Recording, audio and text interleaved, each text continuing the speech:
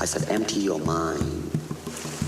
Be formless, shapeless, like water. It's about how hard you hit. It's about how hard you can get hit and keep moving forward. How much you can take and keep moving forward. Join movement expert Aaron Alexander as he dives into the minds of the foremost innovative healthcare thinkers and movement masters on their approach to optimal health and wellness. Align Podcast. Welcome back to Align Podcast. My name's Aaron Alexander. In today's super fun episode, got to have my girl Amy from Shameless Sex. She is, I think you can call her a sex therapist. She helps work with people to cultivate a better relationship with their own sexuality, working through sexual trauma, starting to introduce different elements into the bedroom, and we get into all of that stuff. We also get into some of the kind of like the emotional bits around sexuality and actionable tips on how to cultivate your own. Actionable tips. That's an obnoxious word. I use that too much, I think. These buzzwords, they come and go. Optimize, actionable tips. Anyways, whatever. This conversation's good. Hope you guys enjoy it. Thank you so much for tuning in to the website, alignpodcast.com, ALIGN podcast.com. On there, you can start the 5-day movement challenge. And super simple. It's 5 short videos breaking down some fundamentals that I believe everybody needs to have in their movement practice. So jump on there, check that thing out. I know it's going to help. It's helped a lot of people already. Thanks for checking it out, alignpodcast.com. And thank you so much to Cured Nutrition for supporting this podcast. I really dig that company. It is a really rad CBD company where they have all sorts of fun, like herbs and spices and oils, and they mix CBD into kitchen supplies that you would use for cooking anyway. So I've had a great time with them. I get down on the garlic herb seasoning, and they also have like a cookie dough, chocolate chip cookie dough CBD bar thing. It's super good, super affordable. You can use the Align code. Go to curednutrition.com and then use the Align code for 10% off. All right, I think we're good. I am still out here in the jungle in Costa Rica doing a yoga teacher training. It's been super fun. Been learning a lot. Been posting stuff on the Align Podcast page on the Instagrams. People follow along, eating tropical fruits and seeing monkeys and stuff. It's cool. Thank you. Final thing, I swear to the Lord, this is the final thing. I really appreciate the folks that have grabbed the Align Method online program and the Align Band, of course. It's amazing hearing you guys' feedback. Thank you so much. That thing, as you know, it focuses on unwinding the patterns of staring into technology, essentially. So forward head posture, rolled forward shoulders, hyperkyphotic spine, aka like hunchback, your spine's rolling forward. All those unsightly physical postural issues. We dive directly into how to unwind that stuff. And then we get into other things too. Morning routines, nighttime routines, how to move around on the ground, handstands, stuff like that. All right, here we go. Back to the show with the beautiful Miss Amy from Shameless Sex, talking about how to cultivate your own sexuality. Here we go. Pow. Align Podcast. My own vibrator. Yeah. I've got all this stuff. It's just for your fascia. I wonder what kind of sexy things. Which we could even do a sexy vibrator is for your fascia. It's gonna be good for some grinding against. Oh wow. Yeah. Jeez, grinding. Yeah, it's got all these wonderful textures. I like that. What are some of the sex toys that are like that people? What's the starting point for sex toys? The starting point, like you're brand new and you've never done any sex toy business before. Yeah. Like traditional. What's that? What do they call that? Manual. What's the traditional when the guys missionary oh, yeah. For like a missionary person. Yeah. It's like I just like missionary. I don't have tools. I just stick it in and it happens. Yeah. Where do they start? For those people, it depends what they want, because there's such a diversity of what's available. You want something that's going to stimulate the penis. Is it are you talking about a straight couple here? I guess if you say missionary, then maybe you're referring to that. Are we talking about what a vulva might want for couples play, for solo play? As someone who has spent many years of the beginning of my career in the human sexuality realm, working in a very sex-positive sex shop that my mom and I started years ago, over 10 years ago. We get those new people, and like what they come in like, I don't know what I want. What's the best? Like, man, we got to really narrow it down to the individual and what it is that they're interested in, because what one person's idea of the best is or what works is going to be completely different for the other person. Are vibrators ruining women for penises? They're not. It's sorry, penises. It's the vibrator's fault because you know that the Can't pussy keep is up. just there for the penis. That's the whole purpose. No, because it doesn't change your anatomy. It's just changing your, the neural pathways in your brain.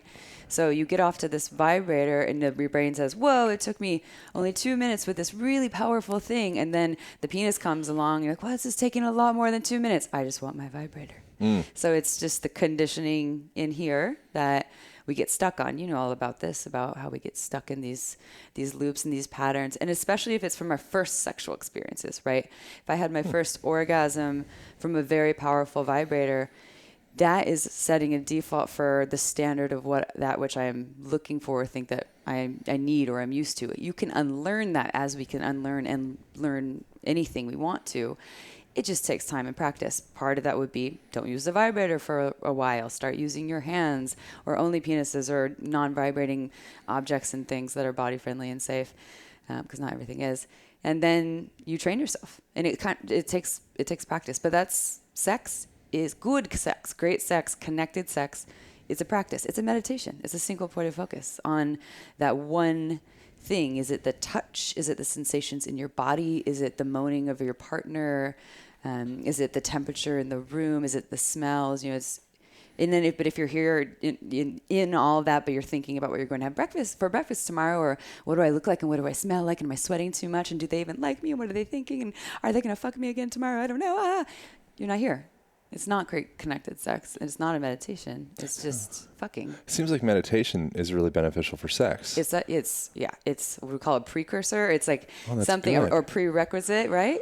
Are you writing that down or something? I like that. No, I'm going to turn the heater on. I'm going to write this on my whiteboard. We're having a conversation about sex. I want to heat it up. You just went from the idea of having the door open to keep it cold to now let's crank it up. I just noticed there were sounds coming in and such. Are you trying to give me it's not my preference. Yeah, that's my move. It's getting a little hot. Less is more, everyone. That's when I teach people about sexual pleasure, and they're like, how do I have better orgasms, or how do I connect to my desire? I ask, that's one of the beginning questions. Do you meditate? And most of them will say no, or I have, and it's so hard, and I hate it, and I can't sit still. And I tell them that's picking up some sort of meditation practice. And there's, this too, right? There's so many things available, and it can be per mood. Maybe one day sitting isn't my thing, so I need to do a walking meditation or a dance meditation or a shaking meditation. Yeah. But once they start to cultivate that practice, it trains the system more on how to have that single point of focus and be less busy. Yeah. And this is spoken also, I can tell you, I'm a pretty heady person. Like, I'm talking really fast right now. You can tell I'm just... That's why I turned the heat on. Yeah, that's for me to slow down. No, not You're for trying you. to manipulate me. Well, we're always manipulating each other. That's true. Hot tea does the same thing too. Makes us feel warmer. Yeah. So there's like studies around that where if you give people a hot beverage, and then they say like the one specific, I think it was like job interviews, and they gave people like ice water, and then they gave people hot tea and coffee and warm stuff, and then they had the subjects in the study. They said like, okay, what do you think about that person? And when they have a hot beverage in their hand, they're like, oh, I think he's just so like warm and so homey, wonderful. and yeah. But if you give an ice beverage, like she was a frigid bitch. Oh my God.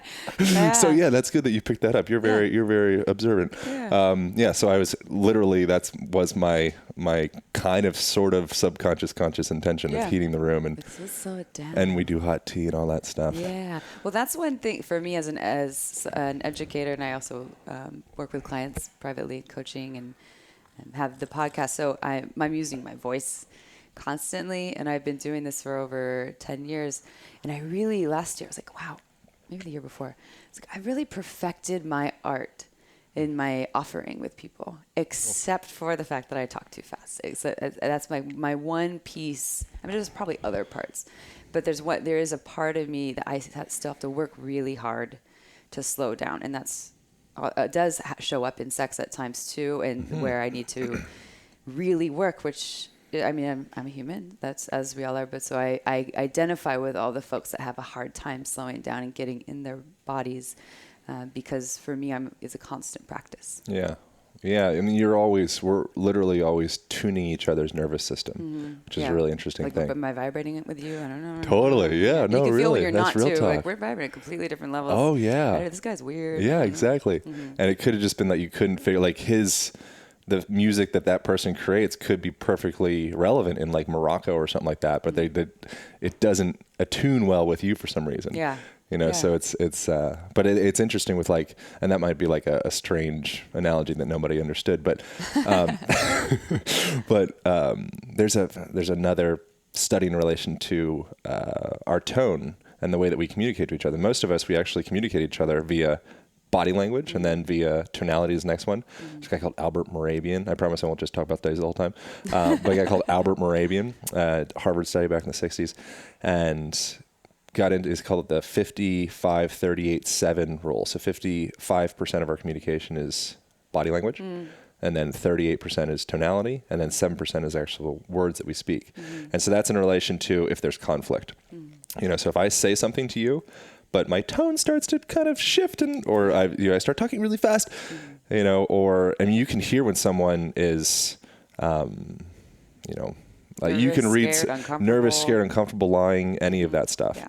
And it's like the words that they say, you just don't give a shit. You 7% give a shit. And then the other whopping 93% is like, okay, what am I actually reading from this person? So are you throwing, is body language the same as just the energy that you're showing up with? It's just because to me, I wouldn't call myself an empath, and yet I can really I believe I can really feel people. I can feel if we are vibrating at the same level, and that to me is there's this communication going on there that has nothing to do with, or that I don't think has much to do with the movement of my body per se.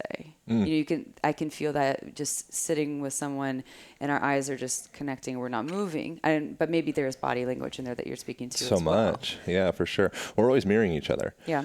So right now, like you'll notice we'll start to, and as you talk about this stuff, it makes it weird, but you'll notice throughout this conversation, we'll start to change positions. Now we're both in like a sukhasana. We're all like upright and starting and, and like right now is like rapport building. Or like, so you'll generally start off mirroring each other if you're an effective communicator, because people trust themselves. They trust their own tribe. Yeah. If someone's too different from themselves, then it's like, ooh, stranger, keep out. Stranger danger. Yeah. So if you want to sell somebody a car or whatever, a sex lubricant or something, you want the person to be like, oh, like I really get Amy. Like I like understand her. I don't know what it is, but I like, she was like my cousin, like in my family. Yeah. She got me. I don't even know why. She just totally got me. Yeah, I felt so safe. Yeah. Same thing. Like people love their favorite word in the world is their own name. So if you can say Amy and you can look like Amy, and all of a sudden Amy's like, I think I like that person. I don't know what it is. There's something about going like tangent from that, but using the name piece.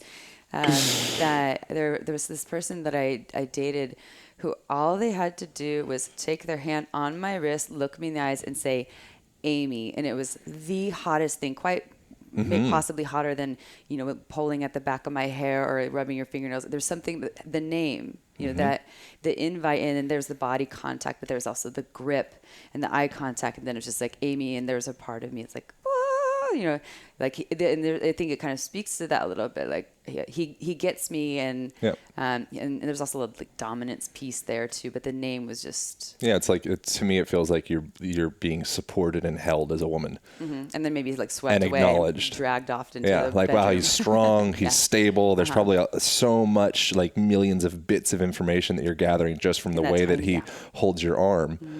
And then the tonality of his voice as he says Amy. Yeah. And it's like there's so many different factors in that, and you can break it down. It's just like, okay, let's get the book out, and you're just okay. So say name, grab arm, perfect. Like that's not gonna work. Yeah, no. Yeah, you can't really study that piece. But so that person that got you all hot and bothered from that little gesture, they probably have a pretty strong background of empathy. And being able to attune to that moment, and probably like integrity and all those like buzzwords that we were talking about that we find annoying. Transparency and Transparency, authenticity. I'm hanging on my biomat right now. You are. Your left knee is getting spiritually stimulated by the amethyst crystals. So spiritual. We're sitting on a biomat. I'm not. I'm actually off. If I put my yoni on there, will my yoni become spiritual? Oh, for sure. Yeah, this is actually specifically geared towards yonis. Enlightened. That's That's why I came over here. To enlighten my pussy. Good. I appreciate that. Yeah. But yeah, that's if we can start to pay attention to those little things, and then you also have to let it go. Like there's an interest. What was it? You start off unconsciously incompetent, and that's like the worst place to be. That's where most of us are in a lot of ways. So you're unconscious of your incompetence with a thing. And then eventually you start having conversations like this in this specific subject, and then you start to become consciously incompetent. And you're like, oh fuck, I've been talking too fast. I've been doing all that. God, well, now I see it. Yeah. And then from there, you can move into, okay, now I'm starting to become consciously competent because I'm practicing and cultivating my skills. And then eventually you become the guy that's grabbing your arm and says, Amy. And he's like, oh, he's like probably unconsciously competent. Yeah. You know, if you can get through that arc where eventually there's just this fluidity of the way that you do whatever that your craft is, just being yourself could be your craft. Then that's where the money's at. Well, the first step is the awareness and having some sort of ability to be an observer of your process of that's like the initial step there, which has been so powerful for me to watch all of the ways in which I have been so unaware of myself. And the minute I become aware, it just opens up the door. It doesn't mean that it just changes overnight, but now I'm an observer and have more ability to make different choices and to learn more and to try things that I normally wouldn't. It helps me to step outside of my patterning, which applies very much so to sex, because people, especially those first sexual experiences, we develop this foundation of the way we will be. You know, our first masturbation practices, you know, you're 12 years old and mom and dad's going to walk in the room, so you got to diddle yourself as hard as possible, hard and fast. I like that, diddle yourself. Diddle, yeah, you got to diddle. That's good. Yeah, just go diddling away. Diddling. You got to get it done in 60 seconds because I can walk in at any minute. And then when you have your orgasm, you can't make a loud sound. And, you know, you had a good time, but as you got older, you notice it's really scary or challenging to make sound when you have orgasms. And you notice that you tend to like harder, faster sex or stimulation, whether it's with other partners or with yourself. And that set that default, but a lot of people aren't aware. You know, they don't have the ability to witness that part of themselves. And then we're dealing with the issue of, this is just how I am. You know, we still live so much in this culture and this world that doesn't like to question the way they are, especially around sexuality. It's like the scariest thing, especially men. I mean, women too, but a lot of the men that I work with, because it threatens their whole identity. You know, your masculinity. We're men. We're supposed to know how to fuck and how to please a woman. Yeah, if you ask the question, it immediately denotes that you don't know the answer, which means you're less of a man. He goes, yeah, and that's how much. That's so pressuring. Do you feel that? I mean, how I feel it? Which? How does how is it for you to admit that you don't know the answer, or if it were to, I guess, to come down to sex, to admit that you have room to grow, learn, and be better? It's a practice. Yeah, the more confident that I become with something like anything, sexuality in this case, the more open I am to asking questions. There's like an arc there too, I think. Yeah. When you really don't know anything, you'll put this front up, like, okay, fuck, I don't want people to know how little I absolutely know. As you start to progress with that, we're like, okay, I have like a toolbox. Yeah. How do I sharpen these tools? Not to say that I do or do not have any degree of whatever toolbox with anything, but I've noticed myself throughout the years becoming more confident with just acknowledging how little I actually know. Yeah. And it doesn't threaten your whole identity.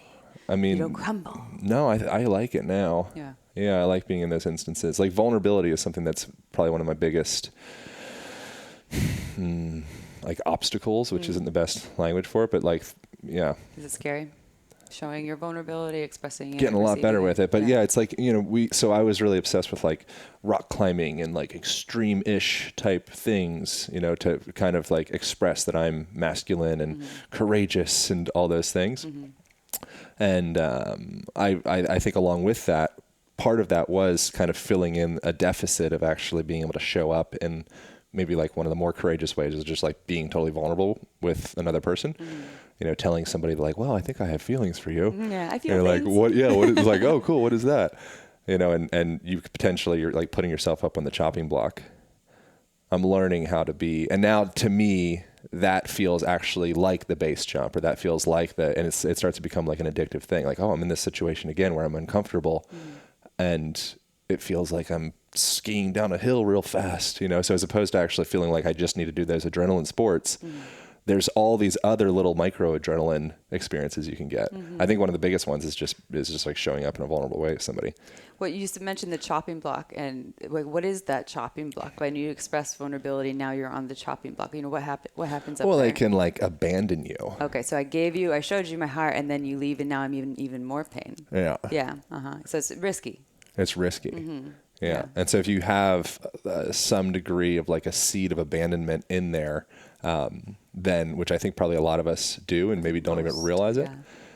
You think it's most? I think most people have some. I mean, when you think of a child in the crib, every child had a moment when they were not taken care of. It's impossible for every kid to constantly be taken care of when they needed it. Every kid had some moment when they were crying and no one showed up for them, and they felt. And to them, they are not going to call it abandoned. They're two, but it brings up this feeling of whatever they can work with in that moment. So I think that some people have major abandonment stuff. I think to a certain degree, everyone has a little bit of something. I think it's just a part of being a human. How does one start to whisper into that stuff? Yeah. There's so many different parts of it, but one is I do a lot of work around attachment stuff, so attachment wounding and knowing what your attachment style is, and you probably have heard all about this. I'm a toucher. That's a different one. Avoidant, yeah, right. Secure, and to know the degree of that. What happens when you get in an argument with a lover or partner or someone? Do you want to stay, or do you want to run, or do you want to grasp? And if you're anxious, you're grasping. You're like, please don't leave me, which is related to abandonment. It's if I grab you and you won't leave me because I'm kind of holding you down. But what that does is it's overwhelming for the person being grasped, right? Or we're in some hard place and we're in an argument and I have a desire to run. I want to shut down, run, get out of here, or I get really flooded easily. And that's also related to abandonment. It's safer for me to get out of here so you can't hurt me further. And then there's secure folks who can kind of hang out there. All right, this is really hard. This is uncomfortable. I might want to run or grasp, but I'm going to stay right here. And most people kind of fluctuate through them, but I think they say statistically that 50% of the population would be secure. Now, if you're a single person in your 30s, you're like, where are all the secure folks at? They're in relationships because they're secure. And I'm someone I would identify as secure with anxious tendencies when in relationship to an avoidant person. I wonder if you could affect that through tone and pacing of language and stuff. Yes, it's all completely related. All of it is just, it's every little minute aspect of the way that we show up and communicate can trigger these little things. And I also listened to a podcast where you said you didn't like the word trigger, which I get triggered. I get triggered by the word trigger. Do you get triggered by the word? This is just another tangent, but do you get triggered by the word trigger because you think people are a little too trigger happy and they use it? Yeah, I have red flags for almost any progressive new age speak. Okay. So it's just that it's progressive new age, and it's when it becomes. It's because I live in. We talked. Both of us live in Hawaii, where it's like the new age mecca of all things, like fairy dust, and so now I have like PTSD from all that. Aww. You need to go do some medicine therapy for your PTSD. So. Well, I don't. So triggering for me, because my understanding of trigger is that there's a response in your body that you really don't have a lot of control over. I'm shutting down, I'm profusely sweating, my heart is racing, I feel nauseous. It's a trauma response. Yeah. And people will say that when they're irritated. Like, I'm so triggered by that bright light over there right now. Like, you're not fucking triggered. You're irritated, which you have control over. We can control irritation, annoyance, but people just abuse it because they want the world is supposed to take care of their triggers. And yes, triggers are real when people leave their bodies because you're disassociating because something reminded you of something fucking terrifying.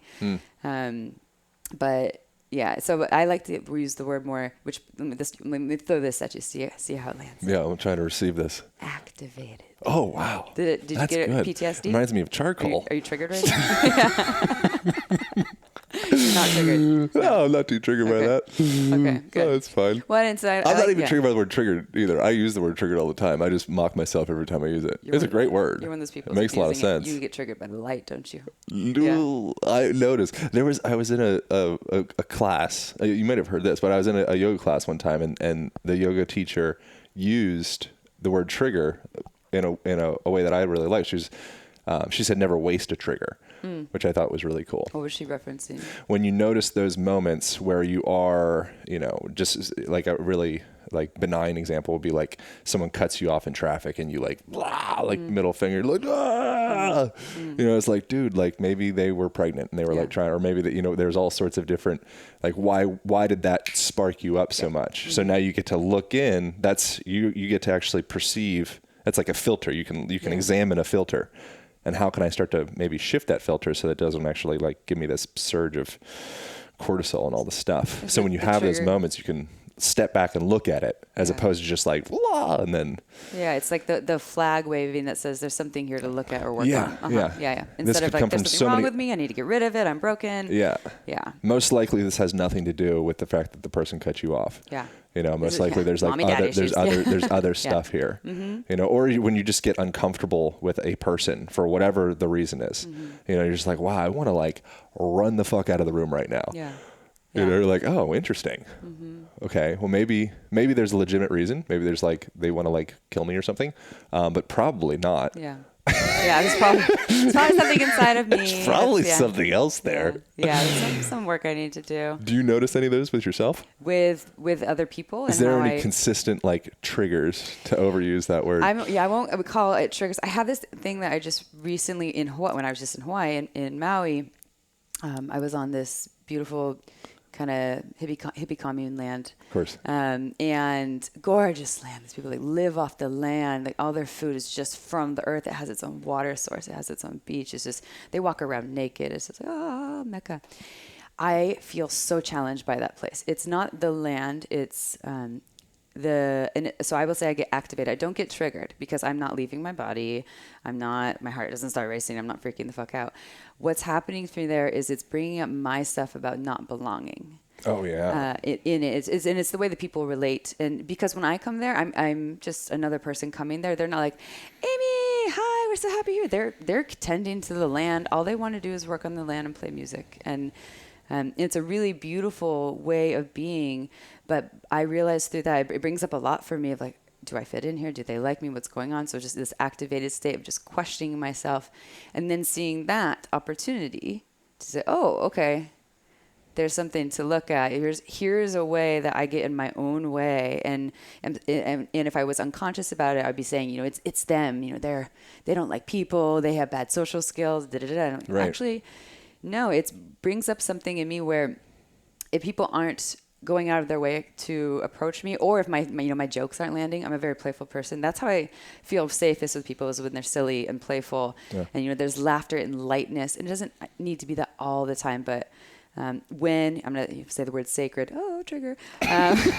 When even the profane is sacred, right? We could just be like, I just want to let loose and be ridiculous, and instead of going into that like everything is love, and I'm just like, God. Give me a break. And I love some of that too, but there's this part. So I saw, okay, yeah, this is why I am not feeling like I fit in, because they're not really resonating with the way that I communicate, or the way I speak. And that's okay. Yeah. We're vibrating at different levels, and that's not on them. And a lot of it is on me, because it's my interpretation of all of it and work that I haven't done on my ability to fully feel loved in my own skin everywhere I go, which I don't know if I'll ever get there. Do you have a sense of where that comes from? Childhood, of course. Not exactly that. I've always been that person. Well, I don't know how related that is. I've always been that. I'm very social. I have a lot of friends. I'm kind of like the centerpiece connector for a lot of folks. I'm a caregiver, caretaker. Overwhelm myself with going outward, but part of that is genuine because I love taking care of people and it feels good. And part of it is also because I don't want to lose the love. Yeah. So if I give you all the love and I'm like, here's all the love from me, it reminds my system that I in turn will usually get loved back. So there's a defense mechanism there, or a mask that, and I watch it when it comes in. I'm like, this is coming from authentic, I'm saying it, authenticity, an authentic place of, it just feels fucking good to take care of people right now. Like, look at how happy they are or loved, or, oh, it feels good. And then I can see also when I'm doing it from a place of obligation, so I don't lose the love too. So I think it's all just kind of related in there. How can a man show up in such a way to make you feel secure? Well, first of all, it's not his job. It's my job to do that. And by you, I mean like just in general, like men in the world with women. So you're talking about as a partner, or how men can be allies of women in general, or what is there? As a partner. As a partner. Again, it's gonna be, the answer is going to be really dynamic, but vulnerability. You know, if he's showing up with a mask on and not sharing his truth. Oh, did it again. You can use all these words. I know, I just like that. It's certain people that I'm like, truth gets me though. People are like, I'm in my truth. I'm like, spiritual bypass. Yeah. But when you can feel that, because you can feel, I feel it, this is an energy thing, right? Like a sense of safety when I can really see him. Whereas if he's pretending like everything's okay and I can totally tell that there's something else there, or he's not showing aspects of his heart, his fears. I know that you have fear in there, but you're not talking about your fear. All those aspects of that come with vulnerability, that we don't want to share because we don't want to be seen as weak. I feel safer and supported and secure when he shows up and doesn't have to lay it all on the table. You know, like I meet him and 5 minutes later, he's like, here's all my problems. Yeah. But that he isn't afraid to reveal them at the right times. I think that's really big and hard. And that's been hard for me at times. I'm not going to say that I've mastered the art of sharing all of my vulnerability as a woman who's had the conditioning from my father of there is such thing as too much emotion, and especially with the masculine. And having experiences as a kid of crying and him laughing in my face for crying, and so I've had to do my own journey. So I totally get it.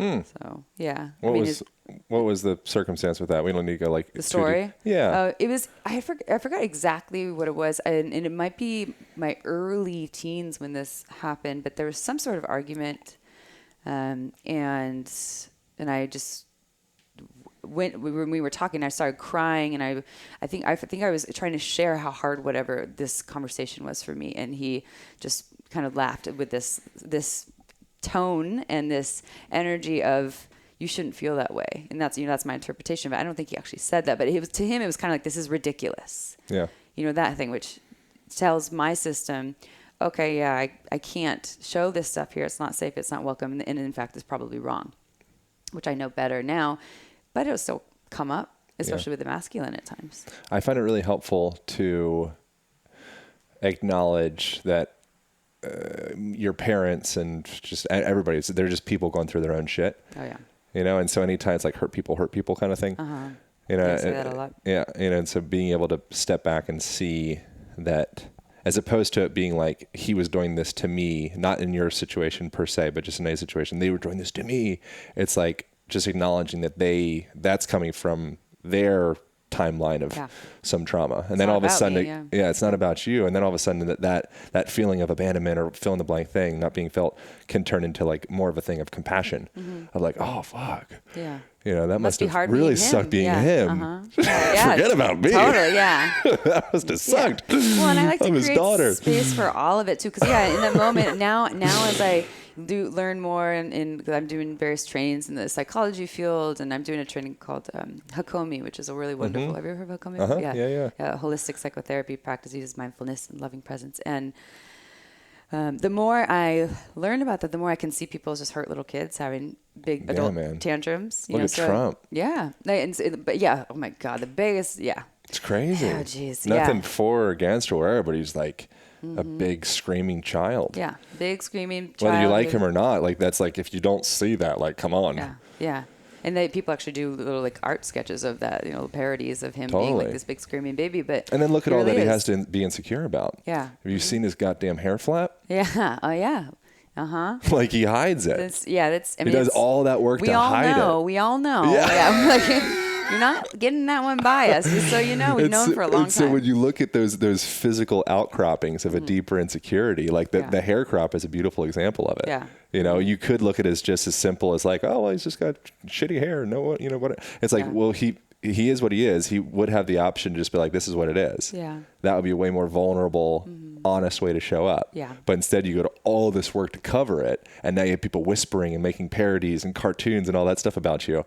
And so that's just like a really interesting micro example of like hair crop thing into whatever the stuff below that is, into this now outcropping of us talking about it here. Yeah. In random, house in Santa Monica. Yeah. We love you, Trump. I think was it, he's probably hurting more than anybody. Yeah, I think it was, I heard Chris Ryan say, I don't remember if it was on a podcast or in person. Maybe he said this to me in person. I think he said, he's like, no, it was maybe the podcast, that, I really don't think anyone truly loves him and that he knows it. Like genuinely loves his heart, and that he actually knows that that's true. But if you're blocked from allowing that, then no one would ever have the option to. Yeah, they can't. Like if the door's closed, people can be lining up out front, but they're not going to actually get through. Well, so it comes down to the individual to figure out like, how the fuck do I open the door? Yeah. But and that takes, and then how would I have discretion about who I let in the door? Yeah. I don't know. It takes a very aware being. I don't think he's ever going to do it. But there's, this is the difference between the folks who believe this is just how I am, and I'm going to fight everything against everything else because I'm so prideful and stuck. And especially if they're in their 60s, 70s, 80s, and they lived their entire life with that story, it's pretty depressing to all of a sudden realize that your whole life has been a lie. So they're probably never going to do it. The chances are that they would just finally say, oh yeah, there's some stuff in here to work on, and I could live a much more loving, joyful life if I actually face my mommy issues and my daddy issues in the way that they didn't show up for me, because chances are that's what it is. I don't know anything about Trump's parents, but I'm pretty sure they weren't very loving. So, I'd like to study that, maybe know what's about that. But and in my dad's case, that's very much it's mommy issues. Like I can see the writing on the wall that it's very clear. So I'm able to see him as that. But one thing I did want to say, as you said, the compassion piece. So I can see my dad, he laughing in my face when I'm a kid crying. And I can still now as an adult finally find compassion and see him in that light. So I want to create spaciousness for that. But I also want to create spaciousness for my anger too. Sure. Right. And I think a lot of folks believe there's one or the other. If I'm compassionate and loving and I see him as the hurt child, then there's no room for anger. I've let go of my anger. And that, I think, can be really harmful, because then we're stuffing something that might be there for us. We don't want to create anger if it's not there. But so for me, I'm letting it all be here. Like I see he's a hurt person hurting people, and I'm fucking angry about it too. And, and I'm hurt and I'm sad. I'm having current day issues now as well. And he's also starting to lose his memory. It's all this. So daddy issues over here. How does one explore anger? The healthy ways. I don't know. Healthy is kind of a limiting or word, unhealthy, but whatever. What are the many ways? Yeah, we can do it. Yeah. Let's burn some stuff. Yeah, let's go. Well, and I think that can be healthy. I think the unhealthy way is to bottle it up, pretend like it's not there, shaming yourself out of anger. Especially women are doing this. And that women aren't supposed to be the angry, hysterical one, especially if we're in the conscious world, right? I'm a conscious being. Right. I can't be angry. Peace and love, everyone. Fuck that. That is not true. So the first step is to feel it. Some people have big blocks to be able to feel it, to even know, what does anger feel like in my body? What are the physical symptoms? What happens? Does my heart start to race? Do I get really, really hot? The somatic stuff there. And then to create whatever outlets to channel that. It's not punching someone in the face. I'm not going to put that unless it's consensual, but I'm going to put that in the category probably not the best choice. But to me, it seems like a somatic process. And something needs to move energetically. It's usually not just meditating the anger out of you. It's like maybe letting yourself move around the room like a wild animal, and you're stomping and shaking and pounding things, or, people breaking things, literally actually breaking things. For me, I did this thing in Hakomi, actually. Can you break down what Hakomi is? Hakomi, yeah. So Hakomi is holistic psychotherapy practice and training. And to me, as someone who works in this field, I'm not a licensed therapist. I'm a rebel who went to school for psychology and human sexuality, but refuses to spend 10 years in one institution and likes to do all the little individual trainings that really speak to me. Hakomi's not Peter Levine. No, Hakomi Who is... came up with that? No, Hakomi is, oh my gosh, Ron Kurtz. Ron Kurtz. Yeah, it's who's no longer alive. I think it's Ron. Yeah, Ron. Yeah, Ron Kurtz. And Ronnie. Ronnie. Ronnie boy. Yeah. Yeah. That's it. It is a holistic psychotherapy practice that is all about what's happening right now. Yeah. They don't go deep into story, which is what most cognitive psychotherapy is. If you go to school to go become a therapist, oftentimes they're doing talk therapy. And we're finding, as you probably have had guests speak on here, or maybe if you've been to therapy before, that just talking about your problems doesn't necessarily fix your problems. It can alleviate some of the weight on your shoulder, and you're not feeling like, oh, I have to carry all this. But you still have the guck in your body.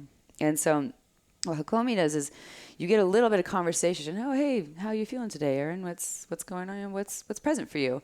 And you're like, oh, this crazy lady Amy came over. She wouldn't take her pants off. It's really frustrating. I was super fun. I got her real hot in there. I tried to turn the heat up and made her some tea. She was talking I opened really my fast. freezer door. She shut it down. She wouldn't crawl in my Everything. freezer. Everything. And I'm really, All my I'm tricks. just, and like, oh, it's done. And so what you would do is you would contact that. You say, oh, it sounds really challenging, huh? And or whatever. There's a lot of anger in there, huh? Whatever is present. And if you're wrong, if it's not anger, then you would say, and I can't teach Hakomi, by the way. I'm just giving you a general idea of what I know because I'm still in the training. Oh. But if you're wrong, it's perfectly fine because it'll bring up something else for them. And if you're right, that's what they're really feeling, then you just go deeper into that. And you have to do it in the container of mindfulness. If they're not in their body and they're not present, so meditation can be a part of it, various practices to get them here.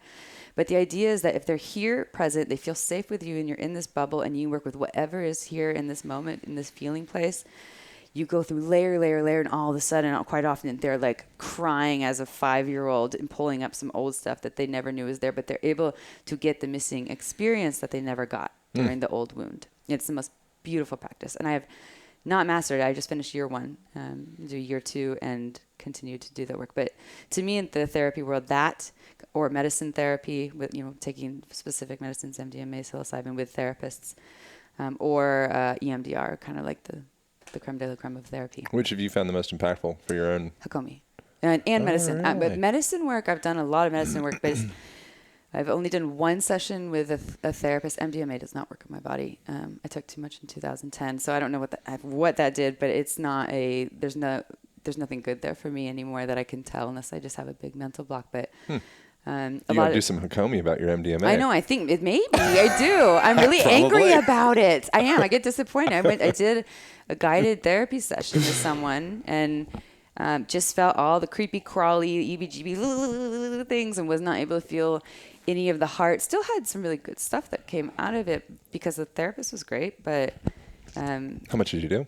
Do you remember? I don't even remember what I did. I think it was 90 milligrams is what's coming to mind. I don't remember. All right. It used to work on me back in the day, but and it was like a professional thing. Yeah. Did you pay him? I did. Yeah. Oh wow. Yeah, and That's still great had some really exists. good stuff coming out of it, but I could have had that stuff without the medicine. It wasn't medicine for me, right? Because it gave me these other things that they were so distracting. My jaw was like, I can't. It's hard to be here. Right.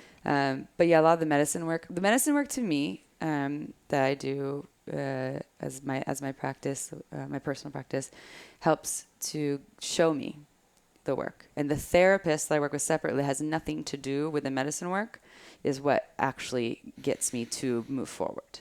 Right. If I just rely on the medicine to show me, I might just, because all I have is my brain, what I already can only access. So I would just continue to make those choices. But I need my mirror, my guide, my Hakomi. I have an amazing Hakomi therapist. I'm pretty sure she's not even human. I think she's an angel or something, or an alien. But she guides me. Do you do therapy at all, or have you? I need to. You need to. Why do you need to? Because I think we all need to. Yeah. You've never experienced. No, I've been to a couple. I don't think they were very good, but that was probably my own blocks. Yeah. I was like, this guy's bullshit. There's some They're not like so looking good at therapists, you're looking at a clipboard, bud. Yeah, it's just. What are you doing? How does that make you So feel? I ended up, I think I'd probably be like a difficult therapy patient, but I'd love to find somebody. But I ended up, this is probably my own like ego, but I ended up feeling as though I was therapizing the person. Really, maybe I was getting like reverse therapized and didn't even realize it. Yeah. But yeah, I need to find somebody that's like a good Hakomi therapist. pretty dope. When you're doing that and you're playing therapist, and because you're the one like, I don't know, and here's I know why I do this. These are they'd say, sounds like you got it all figured out, huh? Exactly. No, exactly. As I'm saying that out loud, I realize that that's what that is. Yeah. But if you're looking at a clipboard while you're talking to me about my feelings. Yeah. Yeah. You're like, I can go write in a journal. Yeah. I can talk on a podcast there's about apps. my feelings. I can get an app. I can talk to a friend. I don't need this. Yeah. It's powerful work. We're still learning so much about it, but it's been a major game changer. And then of course, bringing that into the sex and relationship world, especially if people are partnered and they've never done work around childhood wounding and everyone has it, you are in the playing field for all the shit to come up. And that's what relationships are. And a lot of people try to fight that, right? I don't know if you've ever experienced that. Like, relationships should be easy. Why are we, and then maybe we're not right for each other. Maybe you're not. Or maybe you also, one or both people just haven't done the work. But that work shows up everywhere. It'll show up in your loverships. It'll show up in your friendships. It'll show up with your family. Should you choose to do that work. It's very rewarding. It's exhausting, but it's really rewarding. Are you in a relationship right now? I am. I'm in a partnership of 5 years. We have broken up 2.5 times and done all the things, done the monogamy, the open, the unethical polyamory, the cheating, all the fun things. Are currently coming out of a monogamous place into monogamish-ish, so figuring out what that looks like now. Do you think polyamory is, or do you think there is, what do you think about all those things? All the things, yeah.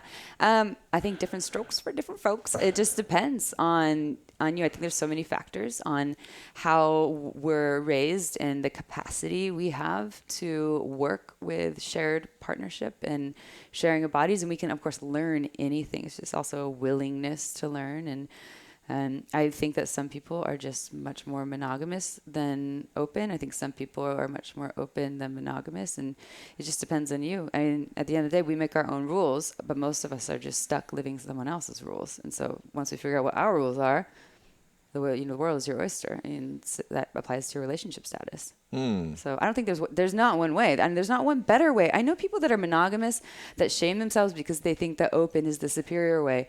I know people that are open that are highly judged for being open because monogamous people think, not all of them, but some of them think that's the superior way.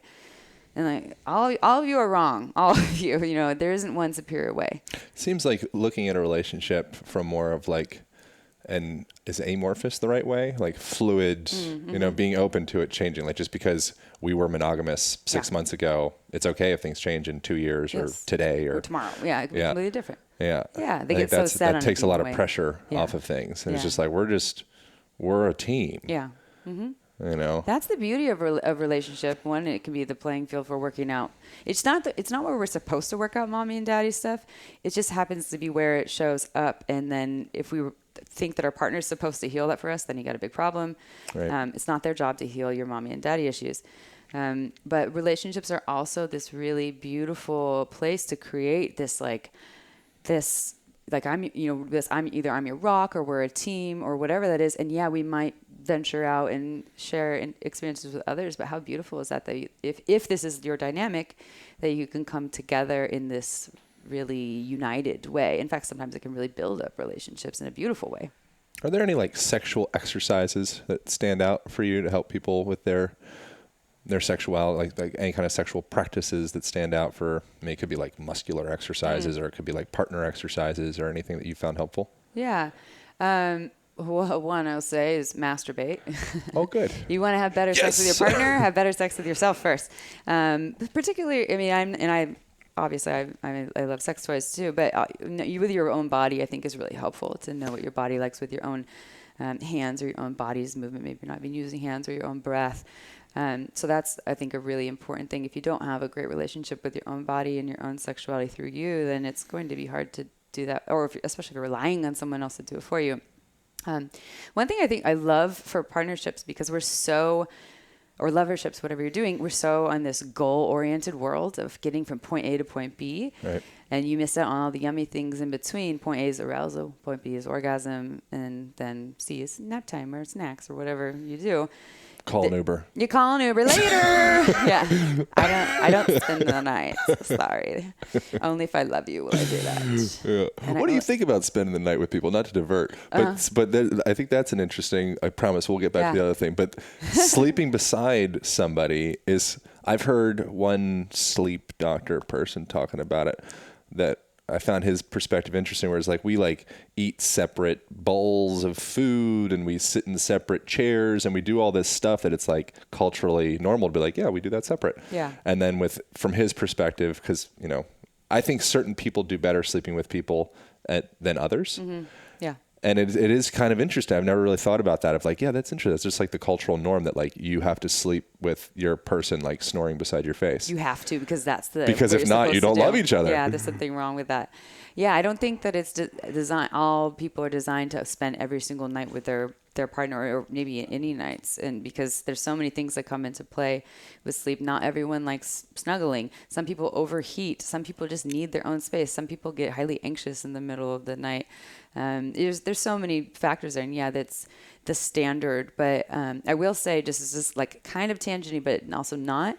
There's this great sex educator named Reid Mihalko who teaches all the ways to, if you want to be a single person and have casual sex and keep it casual, he says, don't spend the night. No slumber parties. Because that is a big thing. Something does happen energetically and chemically with two bodies next to each other overnight, the oxytocin and, all that stuff, all the warm snugglies that happen there, that can just, if you're not looking for more attachment, it can either, one, create more attachment or create the idea that there is more attachment. So that's just in the single world. Dating protocol. In the relationship world, it's different for everyone. I personally, I'm a difficult sleeper with a lot of people, where it'll be hard for my body to calm down next to them. It just depends. But if we really I'm bringing my hands and wrapping them around each other, energetically, not physically. Like if I can energetically feel like safe, it's this really great fit. And they don't snore like all hell, then I love sleeping next to those people. Those people where it just feels like your bodies are made for each other. You know that feeling? Mm-hmm. Had that feeling before? That is just like, I love that. But everyone's different. So I don't think there's anything wrong. If you don't want to sleep next to someone, don't sleep next to someone. They might need that, and that relationship might not work. But I wonder if there's some like bacterial thing that happens when you sleep beside each other. Like you're like inoculating, like you're always breathing each other. Like right now we're kind of merging with each other in a sense, because we've been breathing each other's bacteria the whole time since we've been in the room. You have the best bacteria. Oh, thanks. Yours is nice too. Delicious. Yeah, it's great. But you really are. Like I think it's, like you become the product of the 5 people you spend the most time around. It's like, I think you literally do. Like you literally are, you're merging with that person. You're breathing them in. And we don't really put a lot of value on the things that happen in sleep. Like we spend like not half, well, it depends how much you sleep, but not half our lives, but a big chunk of our lives sleeping. And we're still here in this body. We might be out or in dreamland, but so you're still sharing that an experience with someone. But a lot of people think that you're not, because I'm not awake for it, but there's a lot going on there, even if you're not awake for it. I wonder if there's some entanglement that's happening from a neurological perspective as well, when your brain and body is in that sleep state. If you're hooked up to another person. Yeah, it's like you're hooking up little, was it EKGs things or whatever exactly. it is, working with together. Yeah. Have you ever had experiences sleeping next to someone where you had like matching dreams or anything that felt like there was some sort of shared experience there happening in a dream state? Probably, not that I can remember. Yeah, I think I have before. I can't remember examples of that. What about sleepgasms? No, I don't have them. I think it's a myth. Really? Yeah, when people say they like jizzed while they're asleep, I'm like, really? That happens? So you just never had it happen, but you also don't believe that it happens? Yeah, I think it's like a leprechaun. That'd be great. If I could have orgasms while I slept, that'd be awesome. I'd be on board. I get some like plastic pants, I'm on board. I have some of my best orgasms in my sleep. Oh my God. My sleep-gasms are like some of my favorite orgasms that I have. I don't there's no like, I could wake up feeling pretty wet from it. Like, whoa, but because it's really happening, right? Yeah. I'm not touching myself in my sleep, by the way. It's my mind bringing me to that state. And what's interesting about sleep-gasms, in my experience, is I probably have about 2 a month or so. And what happens for me is in my normal everyday life, if we were start being intimate and we were starting to touch, it would take my body and my mind and spirit a long time to get warmed up to go to this place of full surrender and arousal and orgasm. And it's a process. Like, I'm not an easy case. I am a journey, and because I'm also very energy is really important. There's so many factors. Can you define energy? What's that? Can you define energy? It's just the way we show up with our presence. Right. So it's the showing up my presence and all the parts of me right here and how I'm showing up with that. And if I'm showing up here right now with my presence, but I'm also in my mind with all these other things that I'm thinking about, that really affects what's happening right here in this little melting pot between us. So it's the unseen that we and the seen, but there's the unseen part that we can just literally feel from all those things you're talking about, body language, and all of that. So. Cool. Yeah. But but my sleep, I fall asleep. I've had the inception ones. What is it? Lucid dreaming, where I know I'm dreaming. And then I'd be having wet dreams all the time. Yeah. Well, it's pretty sure. I don't, so I don't everybody. have those often, but I've had lucid dreams about sex, where in my dream, I had an orgasm. It's very, and it happens so quickly. Normal everyday state could take me 20 minutes to an hour, depending on what we're doing. Sometimes it doesn't happen at all because I have so many other things I'm working with. In my sleep, because I'm de-armored, I don't have my whole shield of all the aiminess in my sleep. There's some of her there, but it's different. In my sleep, I could just have usually it's like a body. Sometimes it's someone I know, or sometimes just a body with a blurry face, and they just take their finger and touch my ass, and I have 5 orgasms. It's orgasm, orgasm, orgasm. And then I've had those dreams where I knew I was dreaming, and I could just I'm dreaming. Oh my God, I can have as many orgasms as I want. And I just keep on doing it, and I wake up very, very, very happy and very alive. So that's my experience. I haven't figured out that's the one thing I want to master is how do I bring that into the real world, right? That simplicity of being able to become aroused that quickly. Yeah. I can't do that here. I have tools, but it takes a lot longer here. You haven't figured it out yet. I haven't. Yes, exactly. Yes, I can. I just don't understand it yet. And I'm like, They have new age language. It's correcting me. No, I like that. That's a helpful reminder that I have if I can do it in my sleep, I have the capacity to do it here. Yeah. I just don't know how yet. And nor do I have enough patience quite yet. The ass has I think it's only second to the clitoris with sensory receptors. A lot of nerve endings. Is that right? Yeah, I think as they say, has as many nerve endings as your lips, and it's like the anus itself has. Yeah, they're pretty similar. Yeah, like some. It How do likes you some feel? touch. Yeah. How do you feel about ass stuff? I think I'm getting better with it. Yeah. On which side? Which end? Whose ass? Either or. All asses. Yeah. What does getting better mean? Oh, just more comfortable, embracing all that stuff. Just loving every square inch of your body and not having any shame around any of your parts. Yeah. I think take a shower. Yeah. Yeah. It's not too much to ask. That makes sense to me. So we are talking about the ass here, people. So yeah.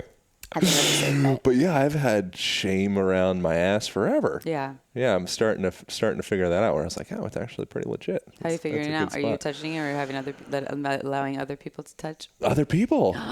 Yeah, get on in there, buddy. Talk about vulnerability. Jump on in. Yeah, dive on in. Yeah. You got some Uberlube here for you too. Yeah, we got the Uberlube. It's great for anal We're play. ready to go. Yeah, it's good, long lasting. And gay men that bottoms, they end up having significantly less incidence of prostate cancer because they're getting it all ringed out. Yeah, the prostate needs some love and attention. Yeah. I think embryologically it's the same tissue as the G-spot G area tissue. That which is interesting. I mean, it's all they're all the same parts, just put in different places. They get different functions. But yeah, the prostate I think is just people. I'm imagining a Rubik's Cube or a Mr. Potato Head or something. Yeah, there you go. Just put them all. Put my ass on my ear. Yeah, exactly. Yeah, wow. Get that back down there. That's magical. That's not that funny. Yeah. Yeah, it's pretty funny. I know. I like the Rubik's Cube thing of just like moving things around, and they're all just the same blocks. We are kind of like that because we have different erogenous areas in different parts. Some people like really love the back of the knee, or whatever. And so like, why are you touching the back of my knee? But there's so many things that come into play there. There's nerve endings. Some people have more nerve endings in some places than others. Like if you look at a vulva, a vaginal canal, and there's studies that are looking at that some folks have a lot of nerve endings that connect to the cervix area, and some have a lot less. Some have a lot more nerve endings in the vaginal canal. I think we just recorded a podcast with Emily from Sex with Emily, and she was saying that if a female-bodied person's clitoris is actually the closer it is to the vaginal canal, the entrance, the more likely are they to have orgasms during sex, during penetrative sex. So it's all there's the anatomy part and the physiology, and then there's the stories that come with it. If I had some wonderful experience with someone that I was just so into, and they just happened to touch like the pit of my arm, that could become eroticized because of the story. It might not be a nerve ending thing, or it might be all of it, but it's just it's so dynamic. That's why I love working with sexuality, because it's complex shit. You have to look at all of it. You can't just look at like one little thing, like, oh, you have a pussy, you must like this kind of touch. Well, I like that you become Persian when you talk about I sell you a carpet and touch your pussy. You will like. Yeah, carpet, pussy. Yeah, that's funny. I don't even notice when I do that. Yeah, I had no idea. You did it. I did a pun. You did a pun. You did a thing. Finally. You didn't even notice. I have a question for you though, because I've heard you talk about on past podcasts about your practices with ejaculatory control. Yeah. And I'm curious about that, specifically where you learned about this, why you choose to practice this, and what it does for you. Oh man. You don't have to answer them in that order. That's a triple order. Whammy. I think just reading like the books, like the Taoist books, so there's Man. Yeah, that's like a staple. I feel like there should probably be like a pun in there somewhere. I don't know how to find it though. I get one pun per episode. But yeah, starting off with that, and then the big thing is just like not feeling tired. And so that's something that I've noticed around orgasm, around ejaculation specifically, where it's like afterwards you're like, oh God, I just want to, take a nap and kind of disengage from life, and then also disengage from my partner. And so that's something. There's another book. What's his name? David Data. Yeah. Where he gets into Way the Superior Man. Yeah. One of the things he said in there that I really liked was you'll have potentially like a subconscious resentment of your partner because they're like pulling energy from you. And I'm pretty sure I've noticed that. I don't know if it's exactly from that specifically, but there's something really magical about like maintaining the ember of sexual arousal. And you still can have a complete orgasm. Like there's really not too much of a difference between actually outwardly ejaculating and just having an orgasm, like an inwardgasm or whatever they call it. So yeah, I've been on that train for like the last, I don't even know, maybe 4 years or something. And I mean, it's super simple too. People can play with it. It's like another thing before that, it's actually, you can build your orgasm up, which women are way more savvy with than men in general. For men, it's like A to B more. But if you can build yourself up to that point where you're getting close, and then start to, use breath, and there's different things. You can contract your fists and contract your toes and kind of like pull energy away from your cock essentially. Breath is like one of the biggest tools. Contracting your pubococcygeal muscles, or like your P muscles. All that stuff will help to start to kind of pull energy out of like the head of your cock. And so using that, what you'll find is it ends up being, this is like probably a terrible analogy, but it ends up being almost like the real estate market. Like you'll slowly gain value of your home. So you just like, if you just flip the property, you're like, cool, sweet, I made 10 grand. But if you like hold on to that bitch. Over time, you're like, okay, it's slow. You got to be patient. You're like, damn, I made $1 million. And then they call it the $1 million point. That's interesting. True. Look what I did there. Look what I did there. So you can, so that's the like you hold the perineum essentially. There's like a diamond shape area in between the anus and the shaft of your cock. And so as you're getting to that point where the prostate's starting to like, oh God, we're gonna come, you can hold that space. If you go too close to it, you missed it. It's gonna be like painful and awkward, and don't do that.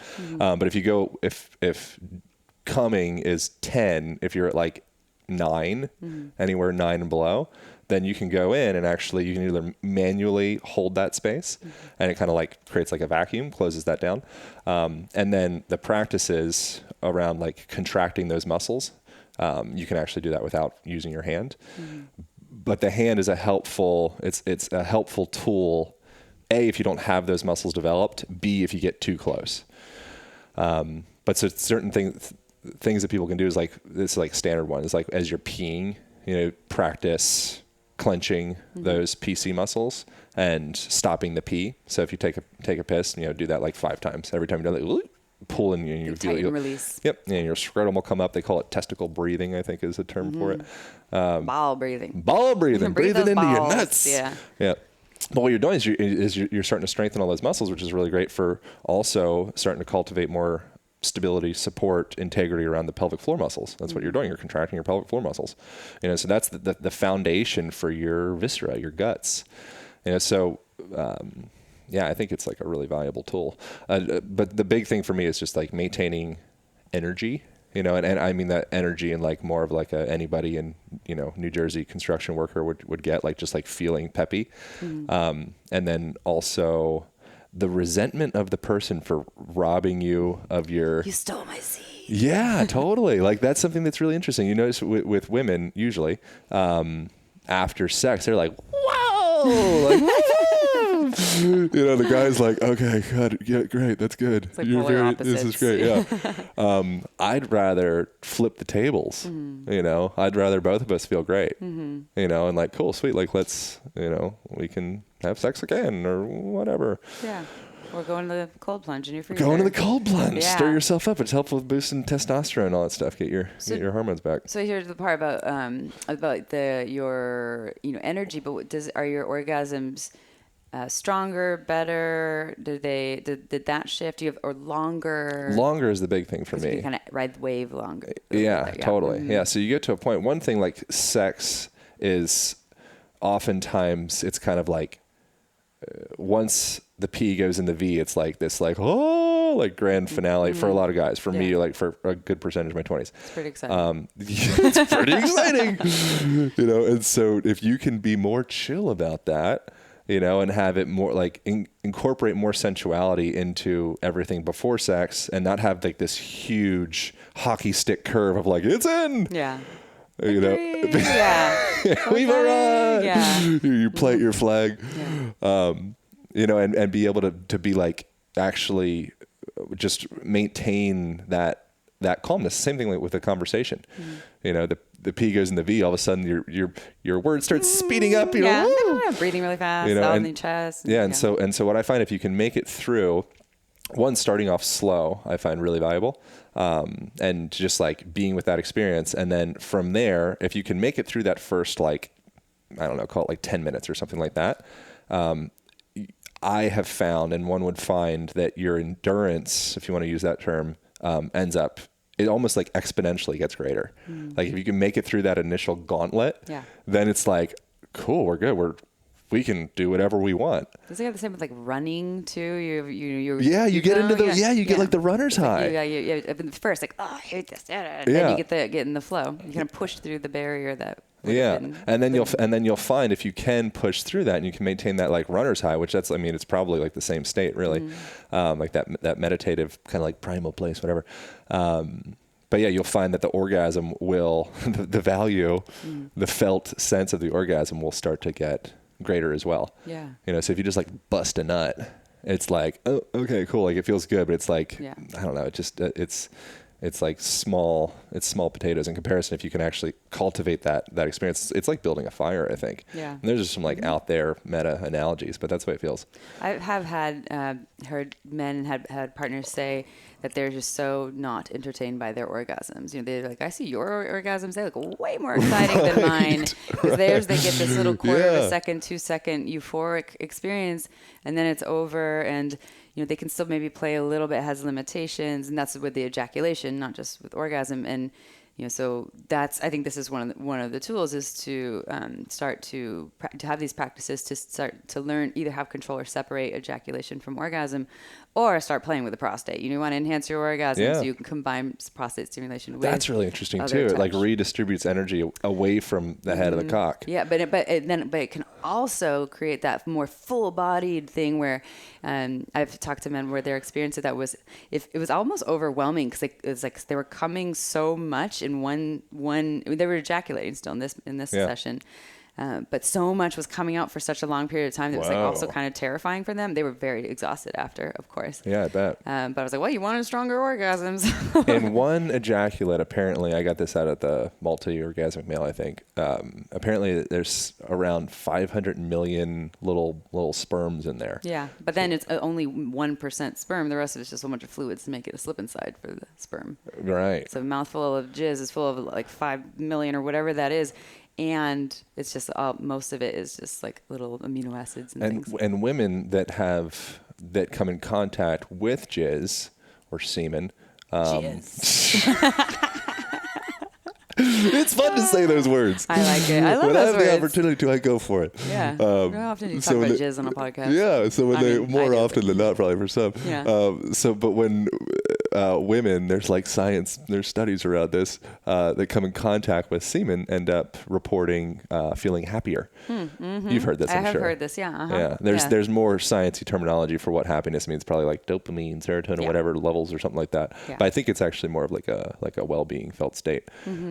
But there's some kind of cosmic chemistry there where it's like women coming in contact with that.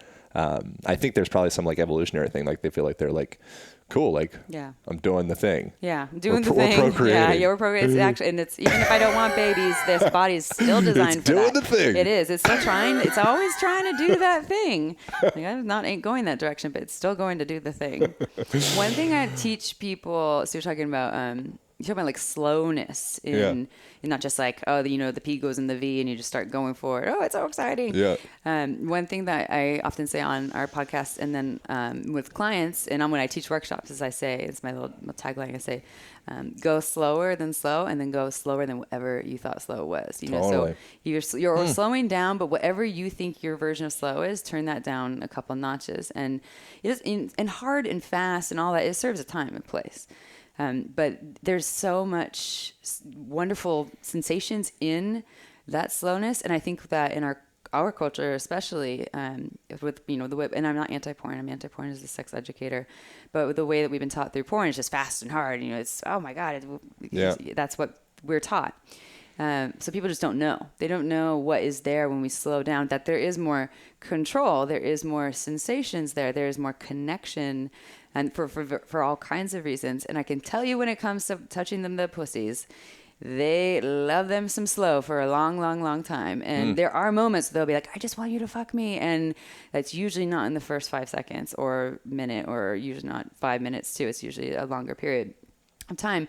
And so one thing I tell my clients or the people I teach, if they want to learn how to please the vulva, please the pussy, I tell them, go get a professional massage, not a HJ, not a happy ending massage. Professional massage. I think we'd be a healthier society if there were more HJs That too. professionally. I'm not anti that. I'm saying go ahead and do that. But for this lesson, I say go get a regular professional massage, not your $25 foot massage in the spa, the foot massage spa.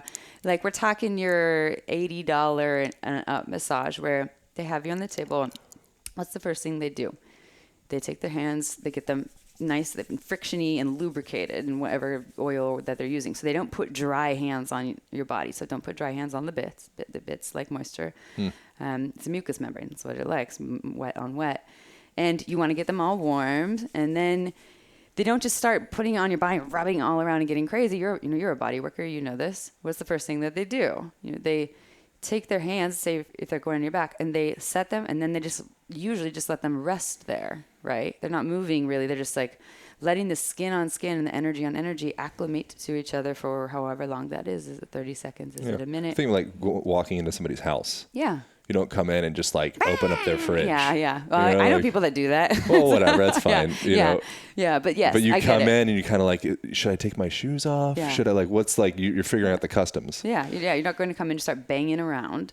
And so, banging, yep, There you said go. it. And then what they start to do, so they let the skin on skin acclimate, and then they start to kind of either rock back and forth. Again, they're just kind of waking it up, waking up your back and that connection there and starting to bring the blood flow there. But it's this gradual build. And the same thing goes for touching the pussy, and penises like this too. A lot of them just don't know that they like it because they're used to fast and hard. You know, it's like the shock value. It's so exciting.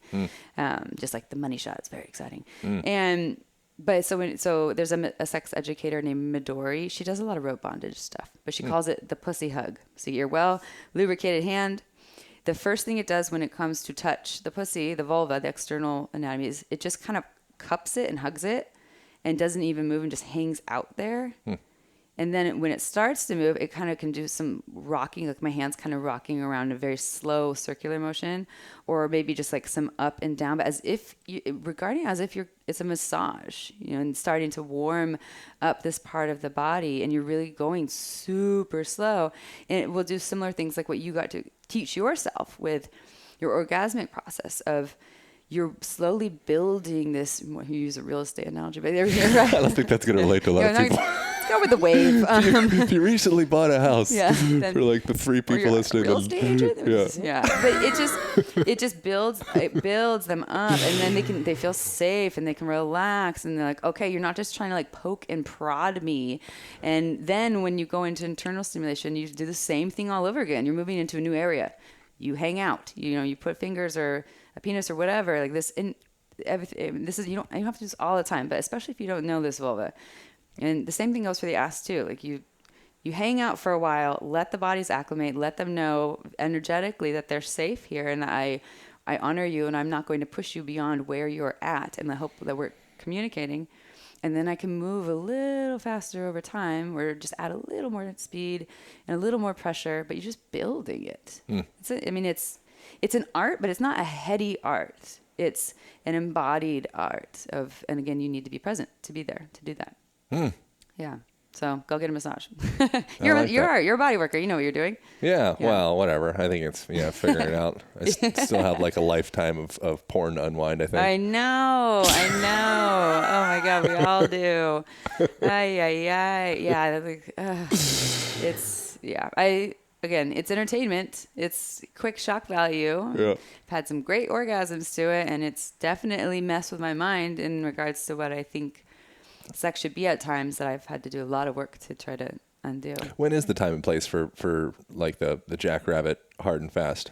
When the body is just like, I just want to fuck, but both bodies feel that. As a having a female body, I can feel that in my body. There's just this energy in me. It's like, I just like want you to fuck the shit out of me, like that feeling.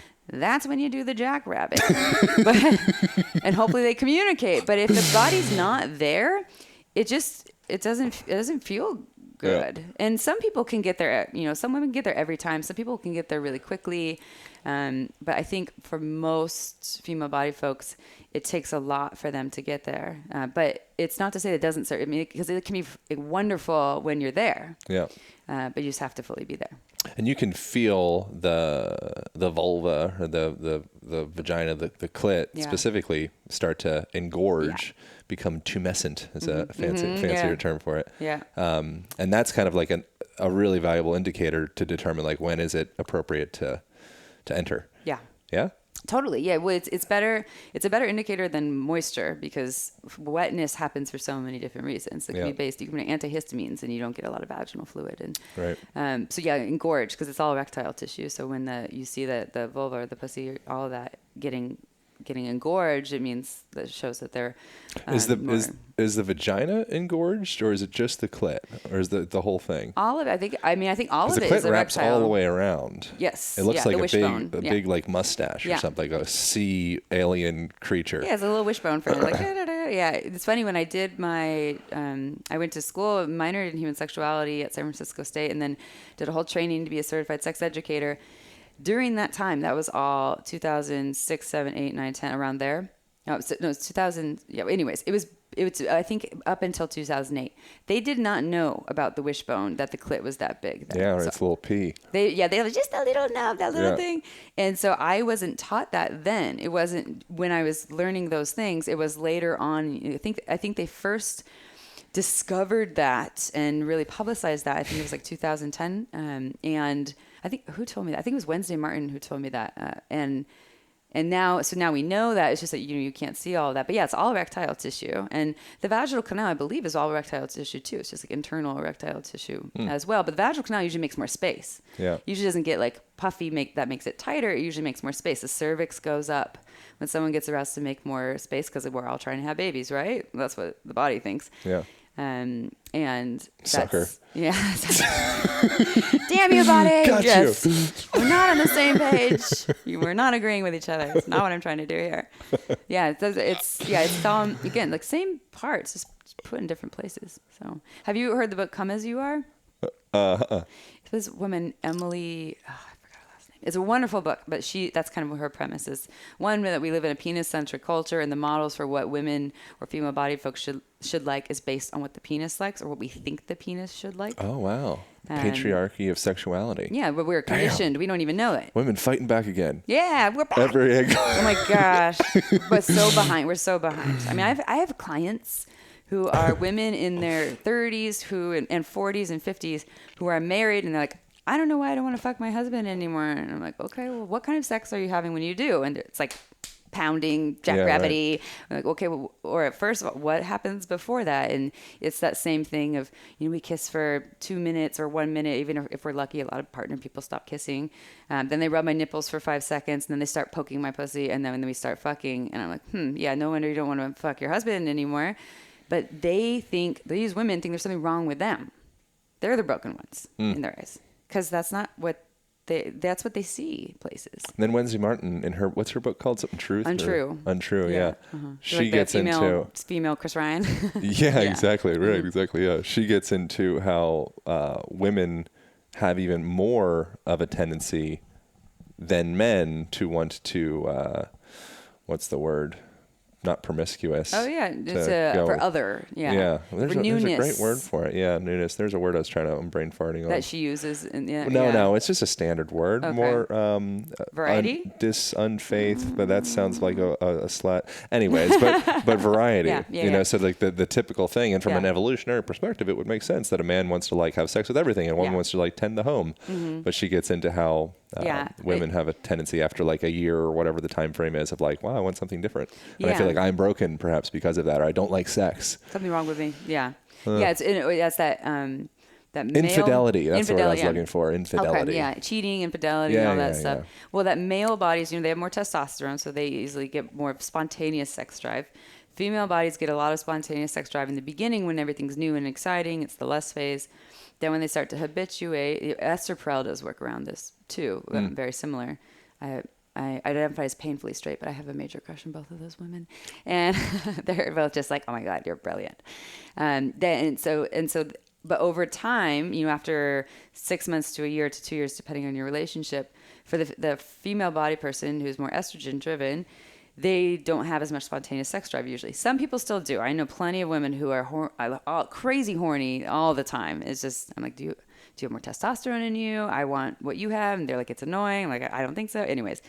But over time, what they find is that, yes, male bodies have more sex drive if you're talking spontaneous or libido. But and this is, again, what Wednesday Martin would say is that, but female body folks are completely equal, if not more, with responsive sex drive. Meaning over time now they need the newness, the excitement, the new energy from other people, the new appreciation and admiring, feeling special and wanted and desired. They have a desire for that just as equally as men, but they're actually maybe even more so. And so that it doesn't mean that there's less or more of anything, that they're equal players, but operating differently often. Yeah, all the standards just mess us up. Yeah. All the things of like, I think I'm supposed to feel this way, and then you're in this like double bind situation. It's really uncomfortable. We got to wrap this thing let's up. wrap We it up. got normally that's longer than. What are we than doing? I didn't normal. even look. Hour 20. Do you usually do? Are you like an hour, 50 minutes person? What do you do? Oh, usually? whatever. I just let it, whatever. But usually around an hour. Yeah. So where should people go for learning more about your stuff? I think you're just fabulous. I had so much fun with this. My things. Okay, so I wear many hats in this world, but I'm gonna simplify it and just say shameless sex. Yeah. Usually 1 point's the best. 1 point's the best. So I have a podcast as well. It's called Shameless Sex. I know it's a very crafty name. No one had shamelesssex.com. I don't know why. Wow. But I do. With my co-host April, who's like me on 8 cups of coffee. So if you think that he needed to turn up the heat and give me some hot tea to calm me down, I don't know what you would do with her. Put her in the sauna maybe and then podcast with her. We could do that. Yeah. that'd be And then nice. she'd be like, she's wonderful though. She's one of my best friends. So we do this podcast together. We do a weekly episode every Tuesday. It's on iTunes, Google Play, Spotify, Stitcher, all the things. And you can learn more on our website at shamelesssex.com. I also have my information on there, and I work with clients either in person or through Skype or Zoom on their sex and relationship stuff as well. And I teach workshops. But just go to Shameless Sex and you'll learn more. But tell me about yours because I'm putting this on my episode too. I'm going to say on mine. Well, we're swapping. the Align podcast. Yeah. People who want to check. Obviously they're prone towards audio. They're audio. How do you call that? Philia? Yeah. Audiophiliacs, maybe. Oh, like is that a term? Is that when they have a fetish? I don't know. I have an audio fetish. I get really turned on when I. Yeah, so I host this podcast called Align Podcast that people are listening to right now on the Align Podcast. So I apologize for this.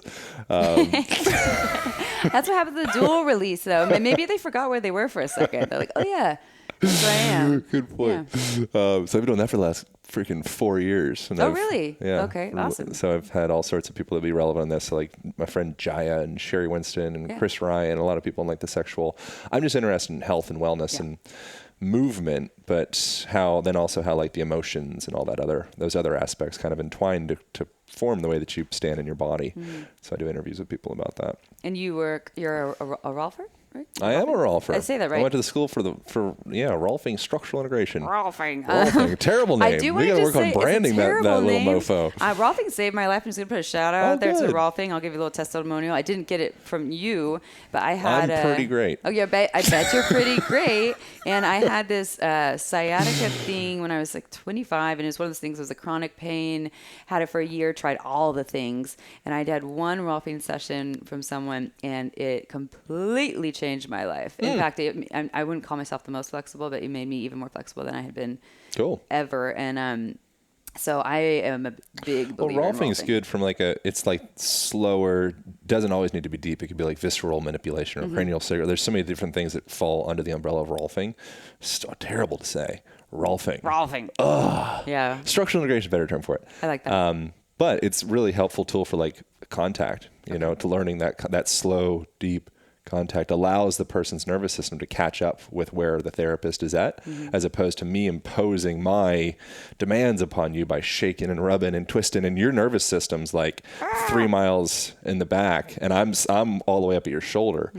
So there's something really valuable to learning that kind of slower, sometimes deeper contact where the person's actually able to meet you exactly where you're at, and they unwind their own tissue, as opposed to you fluffing through their whole thing. Yeah. Anyways, so we got to wrap up. I got my human here. Wait, will you say your website? Oh, alignpodcast.com. Oh, there you go. Thanks. Jump on alignpodcast.com. Yeah, there's like movement stuff. There's an online program, all this stuff. Yeah. All Perfect. Right. Good timing. Boom. Thanks so much. Over and out. Pow.